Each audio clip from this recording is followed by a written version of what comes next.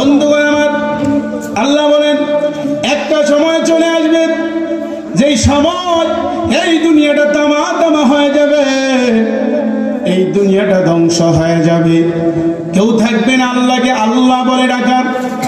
রব্বুল ইজ্জত বলেন যেই সময়টা তখন চলে আসবে, ওই সময়ের মধ্যে আমার রাসূল পাক সাল্লাল্লাহু আলাইহি ওয়াসাল্লাম, যিনি আমার হাবিব প্রিয় বন্ধু, তিনার দুরূদ পড়নেওয়ালার মানুষ এবং ফেরেশতার অভাব হবে না। সুবহানাল্লাহ বলেন।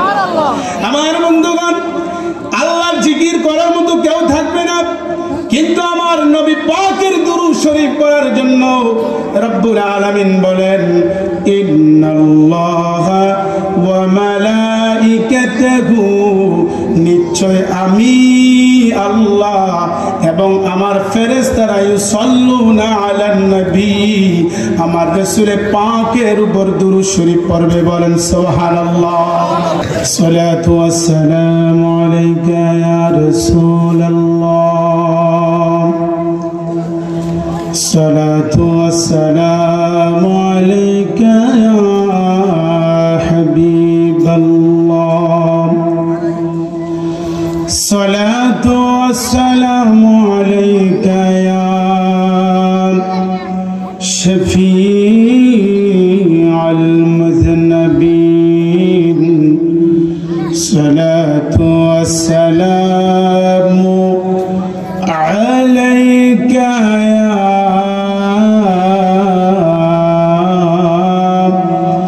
রাহমাতাল লিল আলামিন।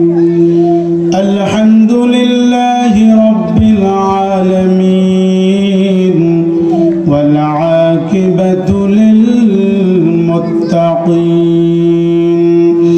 আসসালাতু ওয়াসসালামু আলাইকা ইয়া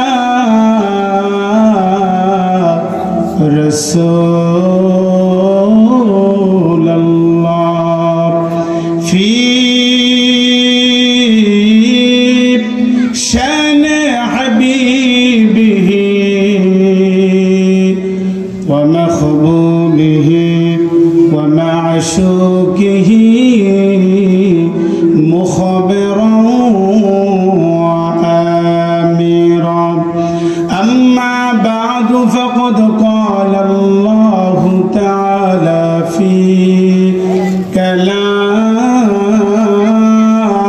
كلامه المجيد والفرقانه الحميد،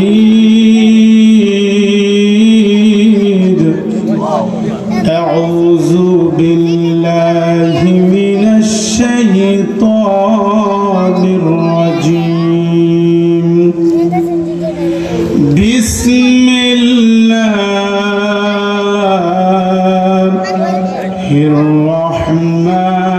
الرحمن الرحيم، إن الله وملائكته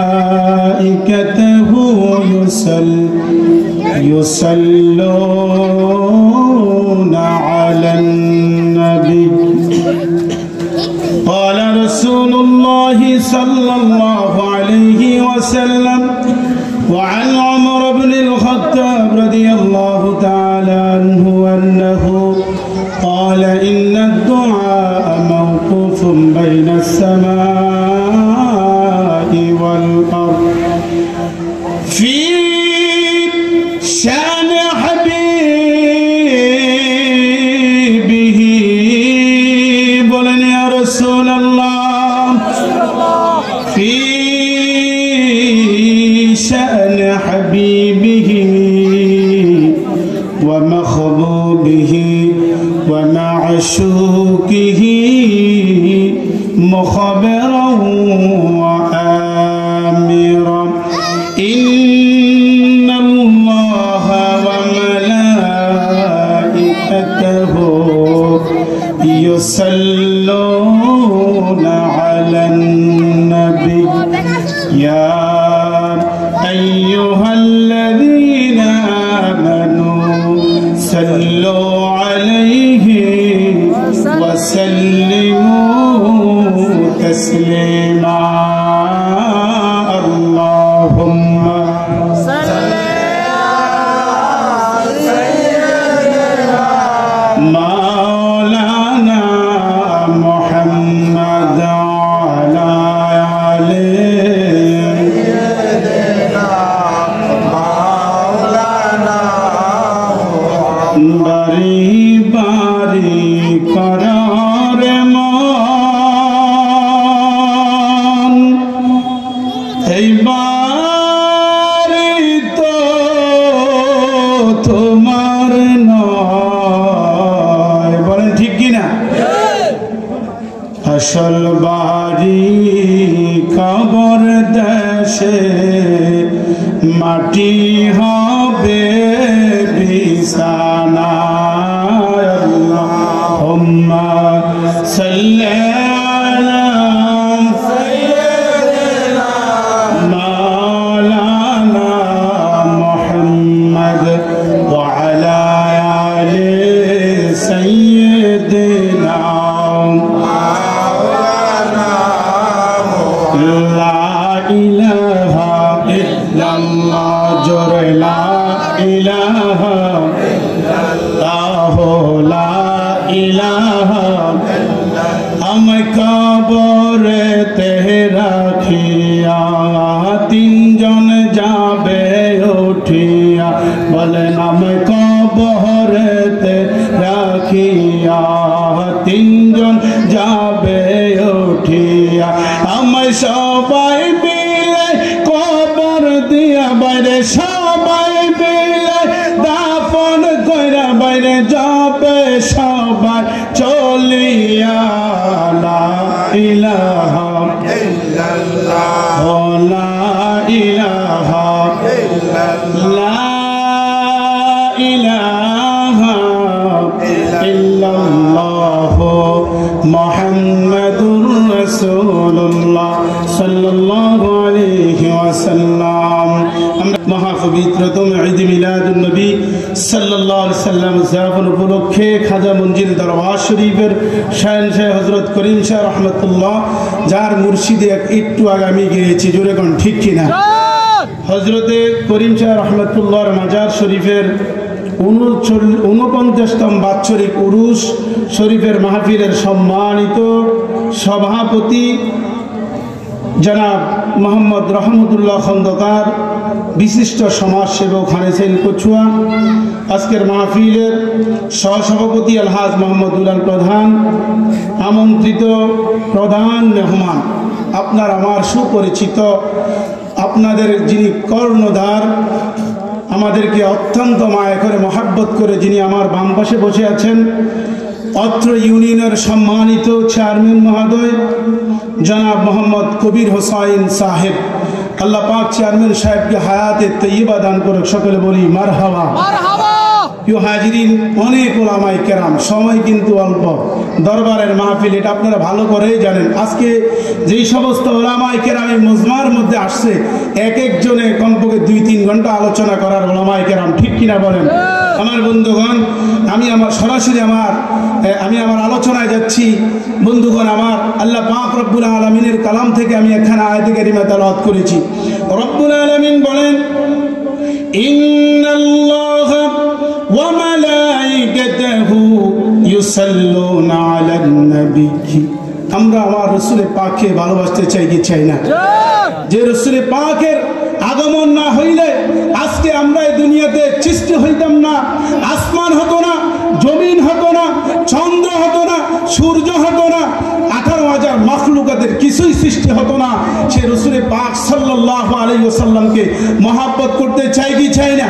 কারা কারা চাই দুটো হাত তুলে দেখায়। নারে তাকবীর, নারে রিসালাত। শাহেনশাহ হযরত করিম শাহ রহমাতুল্লাহর মাজার শরীফ। বন্ধুগণ আমার, আল্লাহ বলেন একটা সময় চলে আসবে যেই সময় এই দুনিয়াটা তামা হয়ে যাবে, এই দুনিয়াটা ধ্বংস হয়ে যাবে, কেউ থাকবে না আল্লাহকে আল্লাহ বলে ডাকার। রব্বুল ইজ্জত বলেন যেই সময়টা তখন চলে আসবে, ওই সময়ের মধ্যে আমার রাসূল পাক সাল্লাল্লাহু আলাইহি ওয়াসাল্লাম, যিনি আমার হাবিব প্রিয় বন্ধু, তিনার দুরূদ পড়নেওয়ালার মানুষ এবং ফেরেশতার অভাব হবে না। সুবহানাল্লাহ বলেন। আমার বন্ধুগণ, আল্লাহর জিকির করার মতো কেউ থাকবে না, কিন্তু আমার নবী পাকের দুরূদ শরীফ পড়ার জন্য রব্বুল আলামিন বলেন, ইন্নাল্লাহা ওয়া মালাইকাতাহু, নিশ্চয় আমি আল্লাহ এবং আমার ফেরেশতারা ইউসাল্লুনা আলান নবী, আমার রাসূল পাকের উপর দুরূদ শরীফ পড়বে। বলেন সুবহানাল্লাহ। আমার বন্ধুগণ, এই জন্য আল্লাহ রাব্বুল আলামিন আল্লাহর কালামের মধ্যে বলেন, ও আমার বান্দারা শোনো শোনো শোনো, ও ঈমানদারেরা, ও মুমিনেরা, ইয়া আইয়ুহাল্লাযীনা আমানু, আল্লাহ কয় আমি ঈমানদারদেরকে বলি, আমি কোনো বেঈমানকে বলি নাই, আমি কোনো খ্রিস্টানকে বলি নাই, আমি কোনো হিন্দু ধর্মের লোকদেরকে বলি নাই, আমি রব্বুল আলামিন জানিয়ে দিলাম, ইয়া আইয়ুহাল্লাযীনা আমানু, জোরে জোরে বলেন মারহাবা। আল্লাহ বলে আমি ঈমানদারদেরকে বলেছি, তোমরা আমার সেই নবীর উপর দুরূদ পড়ো। জোরে কোন সুবহানাল্লাহ। আমার বন্ধুগণ, রাসূল পাকের মহব্বত ছাড়া, এই যুগে রাসূল পাকের দুরূদের মাধ্যম ছাড়া আমার নবীকে ভালোবাসার কোন রকমের প্রসেসিং নাই। জোরে কোন ঠিক কিনা? কারণ নবী যদি হায়াতে জিন্দেগি রাসূল পাক সাল্লাল্লাহু আলাইহি ওয়াসাল্লাম যেভাবে ছিলেন, এখনো নবী পাক হায়াতের জিন্দেগিতে আছে না নাই? জোরে জোরে বলেন, আমার নবী কি হায়াতুন নবী নাকি মুর্দা নবী? এটা আমাদের ঈমান। জোরে কোন ঠিক কিনা? আমার বন্ধুগণ, কিন্তু রাসূল পাক সাল্লাল্লাহু আলাইহি ওয়াসাল্লামের সাহাবীরা যেইভাবে আমার নবীজি সাল্লাল্লাহু আলাইহি ওয়াসাল্লামের খেদমত করেছে, আমরা তো আর সেইভাবে নবীর খেদমত করতে পারি না। আমার বন্ধুগণ, নবীজি সাল্লাল্লাহু আলাইহি ওয়াসাল্লাম বলেন, ও আমার উম্মতেরা, যেই ব্যক্তি আমি নবীর উপর দুরূদ পড়বা, আমি নবী মদিনা শরীফ থেকে দেখি আমি নবীজি তার জন্য শাফায়াতের ব্যবস্থা করি। জোরে বল সুবহানাল্লাহ। আমার বাবারা, নবীজি একদিন নবীর প্রিয় সাহাবীদেরকে ডাকলেন। নবীর প্রিয় চারজন সাহাবী, একজন সাহাবী হচ্ছে হযরতে ওমর ফারুক রাদিয়াল্লাহু তাআলা, হযরত আলী রাদিয়াল্লাহু তাআলা, হযরতে উসমান রাদিয়াল্লাহু তাআলা, খলিফাতুল মুসলিমিন হযরত আবু বকর রাদিয়াল্লাহু তাআলা।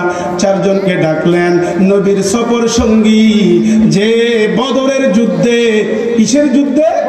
বদরের যুদ্ধে আমার নবীর সফর সঙ্গী হিসেবে যুদ্ধের ময়দানে যুদ্ধ করেছেন। কিতাবের মধ্যে আসছে নবীর ওই সাহাবী হযরতে আবু ওয়াক্কাস রাদিয়াল্লাহু তাআলা, ওই চারজনের সাথে তিনিও আছেন। জোরে কোন সুবহানাল্লাহ। হযরত আবু ওয়াক্কাস রাদিয়াল্লাহু তাআলা ইসলাম ধর্মের মধ্যে 17তম ব্যক্তি হিসেবে তিনি ইসলাম গ্রহণ করেছে। জোরে কোন না মারহাবা। হযরত আবু ওয়াক্কাস রাদিয়াল্লাহু তাআলা এবং নবীর চারজন প্রিয় সাহাবী সহ একসাথে নবীজি বলে, রে ওমর, আমি নবী কি তোমাদের কোনো হক নষ্ট করছি কিনা? যদি তোমাদের হক নষ্ট করে থাকি তাহলে একটু আমাকে জানিয়ে দাও, আমাকে বলে দাও। ওমর রাদিয়াল্লাহু তাআলা বলে, ইয়া রাসূলুল্লাহ, নবী গো, আপনি তো কোনোদিন আমাদের হক নষ্ট করেন নাই। কিন্তু নবীজির একজন প্রেমিক সাহাবী হযরত আবু ওয়াক্কাস রাদিয়াল্লাহু তাআলা নবীকে ডাক দিয়ে কয়, তার অন্তরের খবর হচ্ছে আজকে আমার সুযোগ। তিনি বলে, ইয়া রাসূলুল্লাহ, নবী গো, আপনি যদি কারো হক নষ্ট না করেন, কিন্তু আমি আবু ওয়াক্কাসের হক আপনি নষ্ট করেছেন। জোরে কন্না মারহাবা। নবীজির সাহাবী হযরত আবু ওয়াক্কাস রাদিয়াল্লাহু তাআলা বলে, ইয়া রাসূলুল্লাহ, নবী গো, আপনি তো আমার হক নষ্ট করেছেন। হযরত ওমরের মেজাজ গরম হয়ে যায়, হযরত আলীর মেজাজ গরম হয়ে যায়। তবে নবীর চারজন সাহাবীর মধ্যে সবচেয়ে একটু কড়া মেজাজ ছিল হযরতে আমিরুল মুমিনিন হযরতে ওমর রাদিয়াল্লাহু তাআলার জোরে বলেন ঠিক কিনা? নবীর বিরুদ্ধে যদি কোনো বেঈমানেরা কিছু বলতো, আমার নবীর সহ্য হই, আমার হযরতে ওমরের সহ্য হইতো না। ওমর ধৈর্য ধারণ করতে পারতো না। নবীর বিরুদ্ধে কোনো কথা বলার সাহস কারো থাকতো না। বর্তমান যুগে তো নবীর বিরুদ্ধে অনেক কথা বলার মৌলবি আছে, ঠিক কিনা বলেন? কিন্তু হযরত ওমর যদি এই জামানার মধ্যে বেঁচে থাকতো, রাসূল পাক সাল্লাল্লাহু আলাইহি সাল্লামের বিরুদ্ধে যদি কেউ কথা বলতো, তার গর্দান পালায় দিত, ঠিক কিনা বলেন?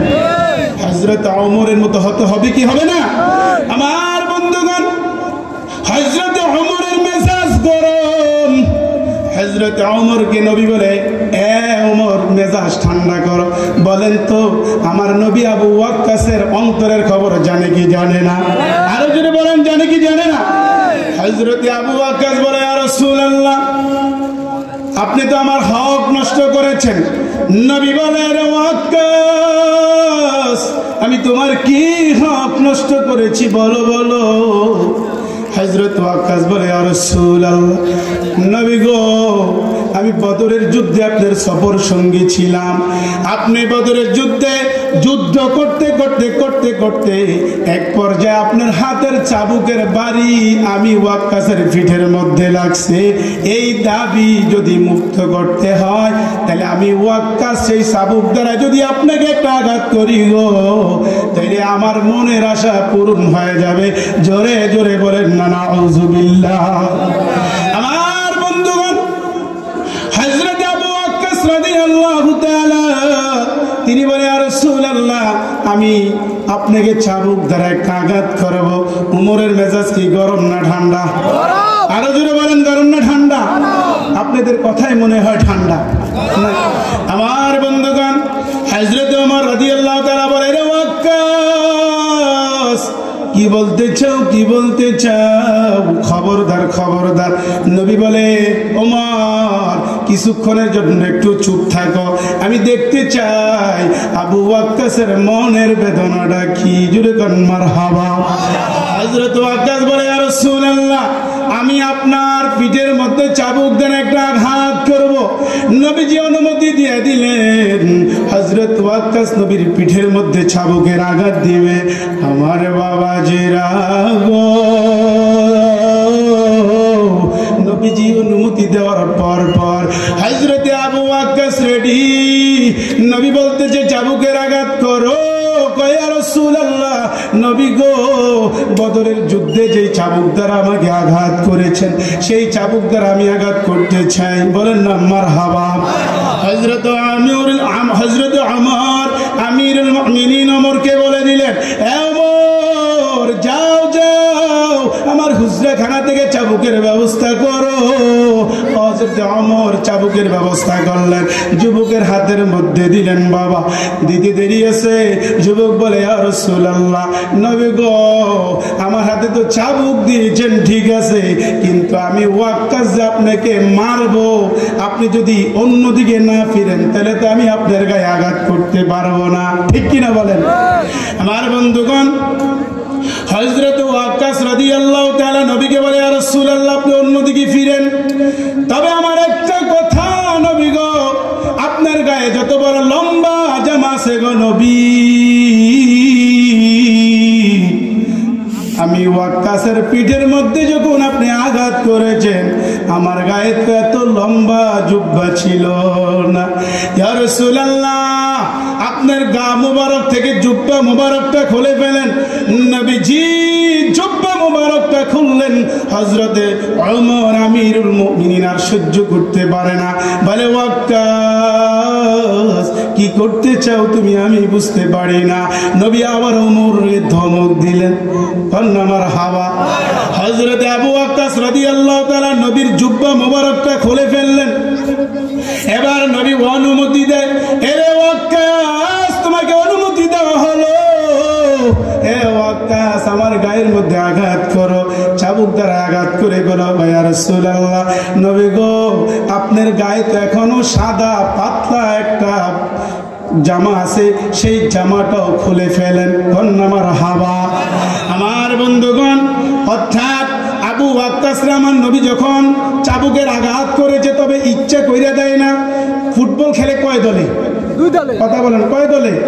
দুই দলে ফুটবল খেললে অনেক সময় নিজের দলের প্লেয়ারের পায়ের সুখ খেয়ে কি হয়? গোল হয়। হয় কি হয় না? চেয়ারম্যান সাহেব, হয় কি হয় না? হযরতে আবু ওয়াক্কাস রাদিয়াল্লাহু তাআলা যখন আমার রাসূলে পাকের সাথে যুদ্ধের ময়দানে গেছে, ওই বেঈমানদের গায়ে আঘাত করার সময় নবীজি সাল্লাল্লাহু আলাইহি সাল্লামের চাবুকের একটা আঘাত ওয়াক্কাসের গায়ে লাগছে। হযরতে ওয়াক্কাস বলে, ইয়া রাসূলুল্লাহ, আমার তো গাটা খালি ছিল, গায়ের মধ্যে তো কোনো রকমের কাপড় ছিল না। ইয়া রাসূলুল্লাহ, আপনার পাতলা জামাটা খুলে ফেলেন। নবীজি গা মোবারক থেকে পাতলা জামাটা খুলে ফেললেন। নবীকে বলে, ইয়া রাসূলুল্লাহ, আপনি ওই কাবার দিকে তাকান। নবীজি কাবার দিকে তাকাইলেন। এবার হযরতে ওয়াক্কাসকে অনুমতি দেওয়া হলো। হযরত ওয়াক্কাস রাদিয়াল্লাহু তাআলা চাবুকটা হাতে লইয়া চাবুকটা কি করলেন? অন্যদিকে দূরে পালাইয়া দিয়া আমার নবীকে জড়ায় দইরা আমার নবীর দুই সিনার মধ্যে নবীজির মাহের নবুয়ত ছিল, যেই মাহের নবুয়ত ছাড়া, যেই মাহের নবুয়ত দিয়া আমার নবীজি সারা পৃথিবীর খবর রাখতে পারতেন, সেই মাহের নবুয়তের মধ্যে হযরত ওয়াক্কাস নবীকে জড়ায়া দইরা রে আমার নবীজির মাহের নবুয়তের মধ্যে চুমা খাইতে শুরু করে দেয়। জোরে কোন সুবহানাল্লাহ, আরে জোরে বলেন সুবহানাল্লাহ। হযরতে ওয়াক্কাস রাদিয়াল্লাহু তাআলা তিনি নবীজির মাহের নবুয়তে চুমা দিয়ে আর দেরি করে নাই, দৌড় মারছে রে। আমার নবী বলে, রে ওয়াক্কাস,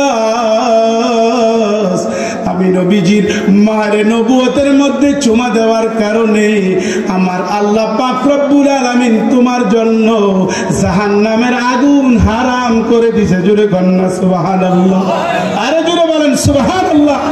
নবীজির সাহাবীদের কত আদর্শ, নবীজিকে কত মহব্বত করতো, জোরে বলেন ঠিক কি না?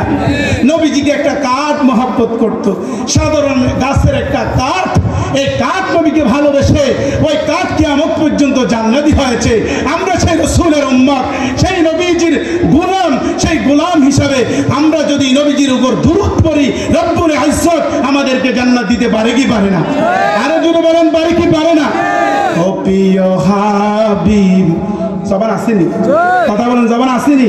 সবাই আমার সাথে পড়তে পারবেন নি? আমার বাবারা বলেন, ও প্রিয় হাবিব, পাগলেরই রাখছ কেন দূরে। কই বলেন না তো আপনারা, সবাই বলতে হবে, বলেন, ও প্রিয় হাবিব, পাগলেরই রাখছ কেন দূরে। ও প্রিয় হাবিব, পাগলেরই রাখছ কেন দূরে। পাগল হইল ওয়াশকুরুনি জুব্বা দিলা তারে, পাগল হইল ওয়াশকুরুনি জুব্বা দিলা তারে। আমি পাগলা কিছুই চাই না, চাই যে তোমারে। প্রিয় হাবিব, পাগলেরই রাখছ কেন দূরে। ও প্রিয় হাবিব, পাগলেরই রাখছ কেন দূরে। প্রিয় হাবিব, পাগলেরই রাখছ কেন দূরে। পাগল হইল ওয়াশকুরুনি জুব্বা দিলা তারে। আমি পাগলা কিছুই চাই না, চাই যে তোমারে। প্রিয় হাবিব, পাগলেরই রাখছ কেন দূরে। ও প্রিয় হাবিব, পাগলেরই রাখছ কেন দূরে। হযরত বিলাল পাগল হইয়া খোঁজে তোমারে। হযরত বিলাল পাগল হইয়া খোঁজে তোমারে। ওই বেলালের মতো পাগল বানাও আমারে। প্রিয় হাবিব, পাগলেরই রাখছ কেন দূরে। ও প্রিয় হাবিব, পাগলেরই রাখছ কেন দূরে। ও প্রিয় হাবিব, পাগলেরই রাখছ কেন দূরে। অসহায়ের মতো কাঁদি পাইতে তোমারে, ঠিক কিনা? অসহায়ের মতো কাঁদি পাইতে তোমারে। আমি শান্তি পাবো তোমার দিদারে প্রিয় হাবিব পাগলেরই রাখছ কেন দূরে ও প্রিয় হাবিব পাগলেরই রাখছ কেন দূরে রওজার পাশে গিয়ে আমি দেখবো তোমার ঠিক কিনা সেই নবীকে দেখতে চাই কি চাই না কারা কারা দেখতে চাই দুটো হাত তুলে দেখায় নারে তাকবীর নারে রিসালাত শাহে করিম শাহ খাজা মঞ্জিল দরবার শরীফ হারিসাইলের পক্ষ থেকে সবাই বলি মারহাবা রওজার পাশে গিয়ে আমি দেখবো তোমার কবে যাব সেই নবীজির রওজার কিনারে রওজার পাশে গিয়ে আমি দেখবো তোমার